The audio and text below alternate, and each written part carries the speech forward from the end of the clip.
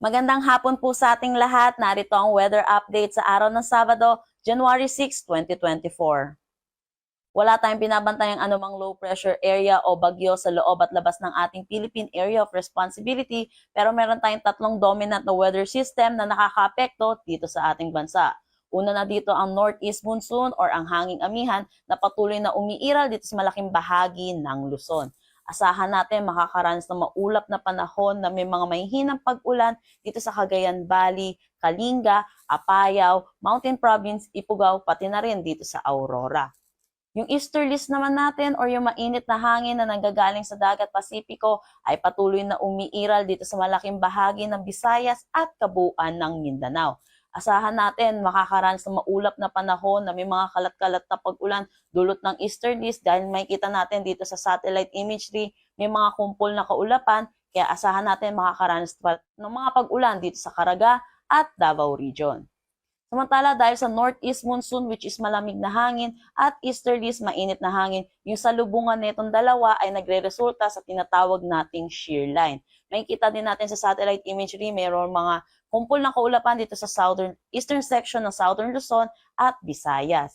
Kaya makakaranas ng maulap na panahon na may mga kalat-kalat na pag-ulan din dito sa Bicol Region, Quezon, Laguna at Northern Samar. Para naman sa magiging panahon natin bukas sa ating bansa, asahan natin dito sa may Bicol Region, makakaranas pa rin sila ng maulap na panahon na may mga kalat-kalat na pag-ulan dulot pa rin netong shear line. Samantala, northeast monsoon naman ang mag-prevail sa mga laking bahagi ng Luzon.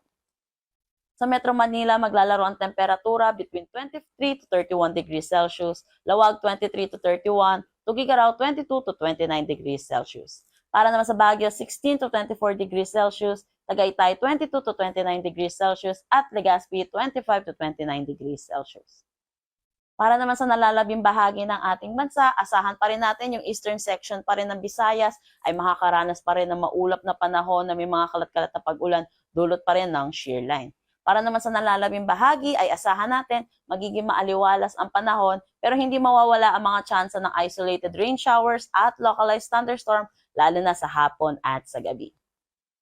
Ang agwat ng temperatura sa Iloilo ay 27 to 30 degrees Celsius, Cebu 26 to 31, Tacloban 26 to 30 degrees Celsius. Para sa Calayan Islands at Puerto Princesa, saan natin temperatura na maglalaro between 26 to 32 degrees Celsius.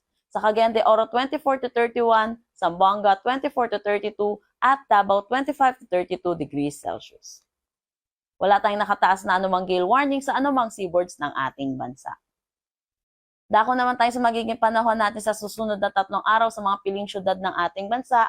Dito sa Metro Manila at Baguio, asahan natin makakaranas pa rin tayo ng bahagya hanggang sa maulap na papawirin na may mga pulupulong mahihinang pag-ulan dulot ng northeast monsoon. Asahan din natin by Tuesday, yung araw ng translasyon, makakaranas tayo ng bahagya pa rin na maulap na panahon na may mga kalat-kalat na pag-ulan or mga pag-ambon. For Legazpi naman, asahan natin by Monday at Tuesday, makakaranas pa rin sila ng maulap na panahon na may mga kalat-kalat na pag-ulan, dulot pa rin ito ng shear line. Pagdating naman ng Wednesday ay improving na ang kanilang weather at makakaasa na sila na maaliwalas na panahon. For Metro Manila, maglalaro ang temperatura between 23 to 31 degrees Celsius, Baguio 16 to 24, Legazpi 25 to 32 degrees Celsius. Para naman sa Bisaya, sa Metro Cebu, asahan natin makakaranas sila ng maaliwalas na panahon. Pero pagdating sa Tacloban, asahan natin makakaranas pa rin sila ng maulap na panahon na may mga pag-ulan, dulot pa rin netong shear line. For Iloilo, asahan natin magiging maaliwalas din ang kanilang panahon na may mga tsansa pa rin ng isolated rain showers at localized thunderstorm. For Metro Cebu, maglalaro ang temperatura between 25 to 31 degrees Celsius, Iloilo 26 to 31, Tacloban 26 to 32 degrees Celsius. Para naman sa Mindanao, dito sa Metro Davao, Cagayan de Oro City at Zamboanga City, asahan natin na magiging maaliwalas ang panahon. Sa Metro Davao, maglalaro ang temperatura between 25 to 33 degrees Celsius, Cagayan de Oro 24 to 31, Zamboanga City 24 to 33 degrees Celsius. Ang sunset mamaya ay 5:41 p.m. at ang sunrise bukas ay 6:23 a.m. Para sa karagdagang impormasyon, bisitahin ang aming mga social media pages at ang aming website pag-asa.dost.gov.ph. At yan po muna ang latest dito sa Pag-asa Weather Forecasting Center. Chanel Dominguez po at magandang hapon.